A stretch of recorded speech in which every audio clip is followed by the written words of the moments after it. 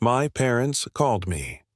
Ungrateful after I paid their bills for 7 years, so I cut contact, bought their house at auction, and doubled their rent. I've always believed family comes first, even when it hurts. I grew up in a small 2-bedroom house with peeling wallpaper, a leaking roof, and parents who did the best they could. Or at least that's what I used to think. My father worked double shifts at a warehouse, my mother juggled part-time jobs, and I learned early on that money was always tight. Dinner was usually whatever was on sale: rice, beans, and the occasional canned soup. I remember the way my mom would look at the utility bills like they were personal insults. And I remember how I swore to myself at 10 years old that one day I'd make things easier for them. By the time I turned 25, I had a stable job in IT, a modest apartment, and no kids. My parents were nearing retirement, and I felt like it was my turn to carry the weight. It started small, $200 for groceries here, $300 to cover an overdue car payment there. They always thanked me, sometimes with shaky voices, sometimes with tears. "You're the responsible one," my mom would say. "We're lucky to have a son like you." At first it felt good. I felt useful, seen, maybe even a little proud, but the requests never stopped. They multiplied. Suddenly, I was covering the mortgage every month. Then came the medical bills, insurance premiums, and surprise vet visits for their aging dog. I'd get late-night texts that read, "Need help again," just until next week. But next week always became the next month. When I hesitated once, my dad said quietly, "After all we've done for you, you can't do this one thing?" And that's when it shifted, from appreciation to expectation, from love to leverage. I didn't realize it then. But something inside me had started to fracture, and it would only get worse. There's a difference between helping and being used, but when it's your family, that line is almost impossible to see until you've crossed it. At first, I thought the emergencies were real. A sudden spike in my dad's blood pressure meds, a pipe bursting under the kitchen sink, an overdue tax notice. It felt like the universe had decided to punish my parents in every way possible, and I, being the good son, had to be their shield. So I sent more money, rearranged my budget, skipped vacations, delayed buying a new car I desperately needed. Every month was a new story, a new crisis. And every month I told myself, just one more time. They'll get back on their feet soon. But they never did. Meanwhile, my younger sister Chloe, 3 years younger, full of charm, and zero direction, was bouncing between hobbies and half-baked business ideas like a butterfly on caffeine. Yoga instructor 1 month, travel blogger the next. She never kept a job longer than 6 months, and somehow that was always fine. "She's just figuring herself out," Mom would say. "She's still your little sister. Still your little sister." It became their catch-all excuse. When I asked why Chloe wasn't contributing, my dad snapped, "She's not as lucky as you. Don't rub your success in her face." But it wasn't luck. I'd sacrificed, worked overtime, swallowed stress for years. Chloe, on the other hand, was posting selfies on yachts, sipping drinks I couldn't afford, tagging locations like Ibiza and Santorini, all while I was covering their rent. Something inside me started to tighten, a cold knot forming in my chest every time I saw another Instagram post, a smile from her, a thank you from no one. I told myself I was imagining it, that I was being petty. But deep down, the resentment had started to rot, and rot has a way of spreading. By the time I met Maya, I was already worn thin, but I didn't even realize it. She was the first person who ever looked at my situation and called it what it was: unfair. We met at a conference, hit it off over coffee, and within a year, we were living together. She was calm, observant, the kind of person who didn't speak just to fill silence. But after every phone call with my parents, she'd notice the shift in my energy. "You come back from those calls like someone unplugged you," she said once. I brushed it off. They just have a lot going on. When I told her I was planning to buy a small apartment, nothing fancy, just a place we could grow into, she was thrilled. "You've earned this," she said. But when I shared the news with my parents, the reaction hit me like a punch to the stomach. My mother didn't congratulate me. She cried, actual sobs. "So you're leaving us behind now? After all we sacrificed?" My father's voice was cold. "You're really buying property while we can't even fix our roof. And you've been whining about money." I tried to explain that I wasn't cutting them off, just planning for my future. But the line had already been drawn. "You wouldn't have this job, this life, without us," my dad said. "Don't forget who raised you." That line stuck with me like a thorn in my throat. Later that night, I sat on the edge of the bed, my head in my hands. Maya put her hand on my back and whispered, "They're not struggling. They're using you. There's a difference." I didn't want to believe her, because if she was right, everything I'd done for them wasn't love. It was leverage, and I wasn't ready to face that truth. Not yet. I hadn't been home in almost a year. Between work, Maya, and the never-ending stream of emergencies, there was never time, or maybe I'd just stopped wanting to make time, but something kept tugging at me, this gut feeling I couldn't shake. So one Sunday, without calling ahead, I drove down to surprise them. Maybe I was hoping to feel close to them again. Maybe I just needed to see something real. Instead, I saw Chloe's new BMW in the driveway. The paint was still shiny, the kind of shine you don't get unless you're dropping money on detailing. And the house, their house, looked brand new. Fresh siding, a refinished porch, even the flower beds had been redone. The same flower beds my mom used to complain she couldn't afford to fill with anything but weeds. I stood there for a second, frozen. Inside, I heard laughter. I knocked. My mom opened the door, her smile dropping for a split second before she masked it. "Oh, you should have called." Chloe was sprawled on the couch, scrolling her phone with a glass of wine in hand. My dad was bringing out dinner, roast chicken, mashed potatoes, something that smelled like garlic butter. "What's going on?" I asked, because I couldn't think of anything else to say. They told me Chloe had just moved in temporarily because she was in between apartments. "She needed help more than you right now," my mom added, as if I hadn't been helping for 7 straight years. "She's your little sister." That line again. Then it hit me. The money, the extra requests, the loans for unexpected bills. It hadn't been going to emergencies. It had been going to this, the renovations, the wine, the fresh flower beds, Chloe's freedom. I didn't argue. I didn't yell. I just stood there, smiling politely, while something inside me cracked so deeply, I could feel the silence echo in my ribs. And when I left, I didn't say goodbye, I just drove and kept driving. I waited a full day before I called them, mostly because I needed time to stop shaking, to process what I saw, to make sure I didn't lose my temper and say something I couldn't take back. The phone rang 3 times before my mother picked up. Her voice was flat. "So, you came by." "I did," I said, "and I saw everything. The house, Chloe's car, the dinner, the wine. I saw what my money's really been paying for." There was a pause. Then her tone turned sharp. "So now you're keeping score?" I heard my father's voice in the background, louder, firmer. "You think you're too good for this family now? We raised you. You owe us." That word, owe, hit harder than I expected. Chloe laughed in the background, not even trying to hide it. "Oh my God, he's having a breakdown," she said. "This is so dramatic." I clenched the phone. My hands were ice cold, but my blood was boiling. I took a deep breath, steadying myself. "For 7 years," I said, voice trembling, "I've carried all of you. Every bill, every excuse, every emergency. I paid for your peace while setting mine on fire." My mother tried to speak, but I cut her off. "That ends now." There was a beat of silence before my father snapped, "You're unbelievable," and hung up. Just like that. Maya found me sitting at the kitchen table afterward, phone still in hand, breathing like I'd just run a marathon. "End it," she said gently.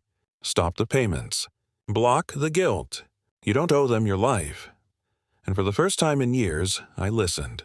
I logged into my bank app, canceled the auto debits, closed the monthly transfer. I didn't feel free, not yet, but I felt Something shift, like I'd taken the first breath after nearly drowning. But I knew this wouldn't be the end.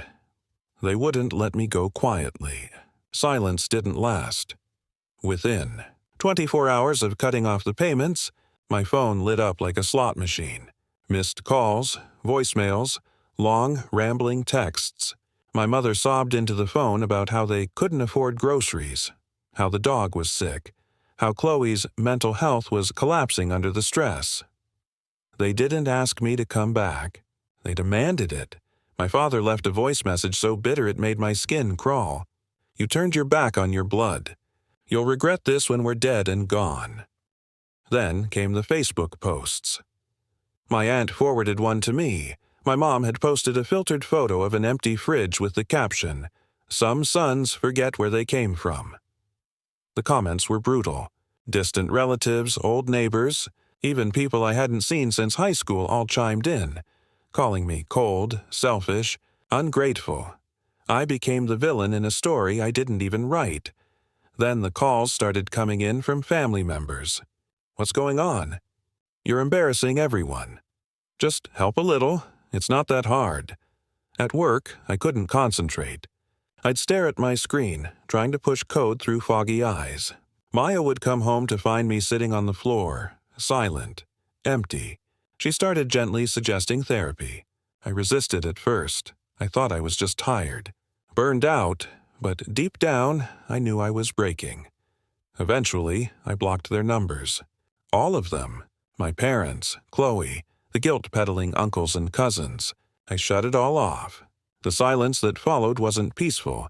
It was suffocating, like being underwater with no sound but my own heartbeat.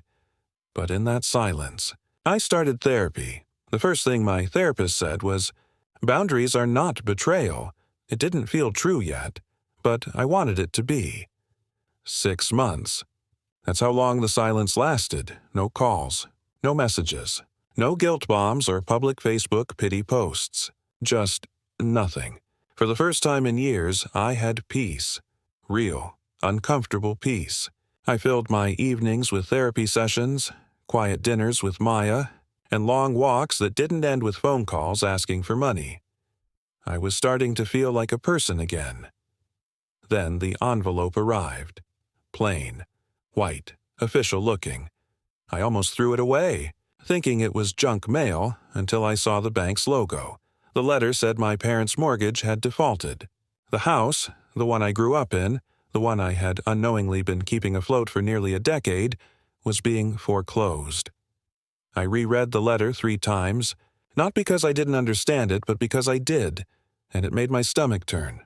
They hadn't paid a single dime since I stopped sending money. Not even 1 month. Maya sat beside me on the couch holding the letter in both hands. "Maybe this is your closure," she said softly. "This isn't your burden anymore." But I couldn't shake this strange feeling. Not sadness, not guilt. It was something heavier, hotter, rage maybe, or something colder than that. Poetic clarity. I opened my laptop and looked up the foreclosure auction firm. I clicked through links I didn't fully understand until one line stopped me. Open to third-party investors. Purchase contingent on property lien clearance. It hit me like a freight train. I could buy the house. I could own the house. The same house they used as leverage. The house they let Chloe play queen in while calling me ungrateful. The house built on guilt and manipulation. I didn't tell Maya right away. I just bookmarked the listing, sat in the dark with the screen glowing, and let the idea grow. I didn't rush it.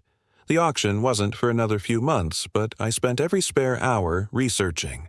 Property law, foreclosure loopholes, buyer protections, things I never thought I'd care about. I opened a new savings account, moved some investments, and contacted a proxy agent through a lawyer I trusted. No paper trail that would link back to me. Not yet. Maya knew something was up, but I wasn't ready to explain. Not until it was real. I remember the exact moment the email came through. "Congratulations. You are the legal owner of Address Redacted." It didn't feel triumphant. It felt still, like watching the tide pull away before a wave hits. I sat at my desk, staring at the confirmation, thinking about that house. The dent in the hallway from where I crashed my bike into the wall. The loose floorboard in the kitchen. The crack in my old bedroom window where winter used to sneak in. Memories lived there, but they didn't belong to me anymore. Not after what they did. A few days later, the eviction notice went out. Right on schedule, the phone rang. First, it was my mom. Her voice was frantic. "The bank's taking our house. They said someone bought it. We don't know what to do." I kept my tone even. "Wow, that's awful. Are you sure?" She cried harder. "They won't tell us who bought it. We're being thrown out." Then my dad called, angry, cornered. "You still have connections, don't you? Can you find out who bought the house? Maybe they'll cut us a deal." I paused. Then I said, "I hope you can work something out." I hung up before he could answer. I wasn't ready to tell them. Not yet. Sometimes the best revenge isn't loud, it's silent and patient. I thought owning the house would feel like justice, like balance being restored. Instead, it made me feel hollow. In the weeks after the eviction notice, I barely slept. Maya would catch me staring at the ceiling at 2 a.m., jaw clenched, fists balled under the covers. I stopped talking as much. Meals got quieter. Even music started to sound like noise. "Are you okay?" she asked one night, touching my hand at dinner. I wanted to lie, say I was just tired. But the truth was uglier. I was questioning everything. Had I gone too far? Was this cruelty disguised as closure? One evening I drove by the old house, not to gloat, just to see. To remind myself that this was real. That I wasn't just a coward hiding behind legal paperwork. The porch light was on. My mother was sitting on the steps in an old sweater, her face in her hands. Her shoulders were shaking. For a second I nearly parked. I could hear her voice in my head from years ago. "My sweet boy." I almost opened the door, and then Chloe's SUV rolled up. Brand new. White leather interior, glittery pink phone case in one hand, oversized sunglasses in the other, even though it was nearly dark. She got out laughing, shouting into her phone. "No, seriously, this brand deal is like 50 grand. They just want me to post twice a week in the merch." She walked past my mother without even noticing her. That was the moment something clicked. They were never drowning. They just wanted to see if I'd keep swimming for them, and I had. For years. That night I went home and opened my laptop. Typed an email to the property manager with the subject, "Finalize rental terms." No more guilt. No more doubt. I wasn't the villain. Was just done playing the fool. It took a week for the letter to land in their mailbox. A formal rental offer from the new owner, an LLC under my name, outlining monthly rent that was twice their original mortgage. Market rate. No special treatment. No discounts. No apologies. I imagined the moment they'd open it. My father's face turning red. My mother reading it twice to make sure it was real. Chloe probably rolling her eyes, still convinced everything would magically fix itself. The call came at 9:43 p.m. I stared at the screen for a full 10 seconds before answering. My father didn't even say hello. What kind of disgusting piece of work jacks up rent on a family like this? "Do you know how much stress you've caused your mother? You're no better than those greedy landlords we used to curse." I let him finish.